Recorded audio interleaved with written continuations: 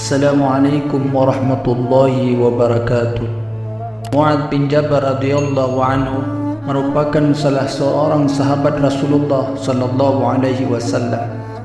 Beliau merupakan salah seorang sahabat yang sangat dikasihi oleh Rasulullah sallallahu alaihi wasallam, dan beliau merupakan salah seorang sahabat yang sangat pendiam.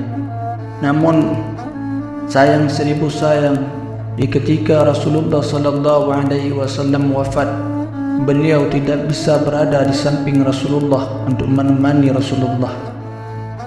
Dihikayatkan daripada Sa'id bin Ziyad daripada Khalid bin Sa'ad bahwasanya Mu'adz bin Jabal radhiyallahu anhu telah berkata, Rasulullah sallallahu alaihi wasallam telah mengutusku ke negeri Yaman untuk memberikan pelajaran agama di sana. Maka berdiamlah aku di sana selama 12 tahun. Pada suatu malam, aku bermimpi didatangi oleh seseorang. Orang itu berkata kepadaku, "Apakah engkau masih nyenyak tidur, wahai Mu'adz?" Padahal Rasulullah telah berada di bawah tanah. Sahabat Mu'adz terbangun dengan ketakutan. Lalu ia bangkit dan mengucapkan, "A'udzubillahi minasyaitonirrajim." Setelah itu ia lalu salat. Pada malam berikutnya, ia bermimpi persis seperti mimpinya malam yang lalu. Maka berkatalah Mu'adz, "Kalau begitu, ini bukanlah dari setan." Kemudian ia menjerit dengan sekeras-kerasnya sehingga didengar oleh sekalian penduduk Yaman.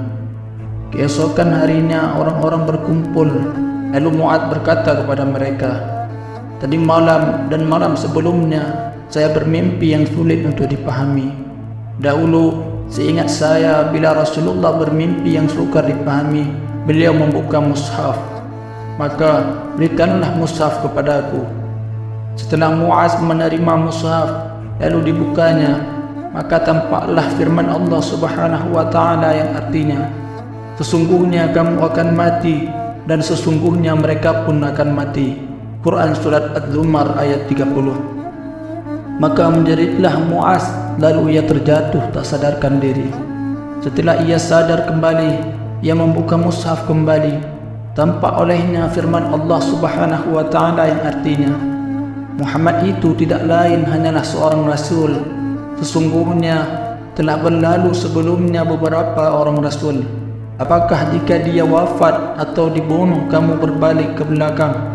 Barang siapa yang berbalik ke belakang, maka ia tidak dapat mendatangkan mudarat kepada Allah Subhanahu wa ta'ala sedikit pun, dan Allah akan memberikan balasan kepada orang-orang yang bersyukur." Quran Surat Ali Imran ayat 144. Maka Mu'adz pun menjerit lagi, "Aduhai Abul Qasim, aduhai Muhammad." Kemudian ia keluar meninggalkan negeri Yaman menuju ke negeri Madinah. Tatkala ia akan meninggalkan penduduk Yaman, ia berkata kepada penduduk Yaman, "Seandainya apa yang kulihat ini benar, maka akan merenalah para janda, anak-anak yatim dan orang-orang miskin, dan kita akan menjadi seperti kawanan domba yang tidak ada pengembalanya." Kemudian ia berteriak, "Aduhai sedihnya berpisah dengan Muhammad sallallahu alaihi wasallam." Lalu ia pun pergi meninggalkan mereka. Ketika ia berada pada jarak lebih kurang dari 3 hari perjalanan dari kota Madinah, tiba-tiba terdengar olehnya suara halus di tengah-tengah lembah yang mengucapkan firman Allah, "Kullu nafsin dha'iqatul maut." Lalu Mu'adz mendekati sumber suara itu. Setelah berjumpa, Mu'adz bertanya kepada orang itu, "Siapakah Tuhan?" Orang itu menjawab, "Saya adalah salah seorang Ansar, nama saya Abdullah." Mu'adz bertanya lagi kepada orang itu, "Bagaimana kabar Rasulullah?" Orang itu menjawab, "Wahai Mu'adz, sesungguhnya Muhammad sallallahu alaihi wasallam telah meninggalkan dunia ini." Mendengarkan ucapan orang itu, Mu'adz terjatuh tak sadarkan diri. Lalu orang itu menyadarkannya. Ia memanggil, "Wahai Mu'adz, sadarlah! Wahai Mu'adz, sadarlah!" Ketika Mu'adz sadar kembali, orang itu lalu menyerahkan sepucuk surat untuknya yang berasal daripada Abu Bakar radhiyallahu anhu dengan stempel dari Rasulullah sallallahu alaihi wasallam. Tatkala Mu'adz melihatnya, Ia lalu mencium stempel itu dan diletakkannya di matanya. Kemudian ia menangis dengan terseduh-sedan. Telah puas ia menangis, ia pun melanjutkan perjalanannya menuju ke kota Madinah. Ia sampai di kota Madinah pada waktu fajar menyingsing. Didengarnya Bilal sedang mengumandangkan azan subuh. Bilal mengucapkan, "Asyhadu an la ilaha illallah." Mu'adz menimpalinya dengan sebutan, "Wa asyhadu anna Muhammadar Rasulullah." Kemudian ia menangis dan akhirnya ia jatuh pingsan. Pada saat itu di dekat Bilal ada Salman Al-Farisi radhiyallahu anhu. Lalu ia berkata kepada Bilal, "Hai Bilal, sebutlah nama Muhammad," dengan suara keras di dekatnya. Ia adalah Mu'adz tak sadarkan diri. Ketika Bilal selesai adzan, ia mendekati Mu'adz. Lalu ia berkata, "Assalamualaikum, angkatlah kepalamu hai Mu'adz. Aku telah mendengar dari Rasulullah SAW. Beliau berkata kepadaku, sampaikanlah salamku kepada Mu'adz." Maka Mu'adz pun mengangkatkan kepalanya sambil menjerit dengan suara keras, hingga orang-orang menyangka bahwa ia telah menghembuskan nafas terakhir.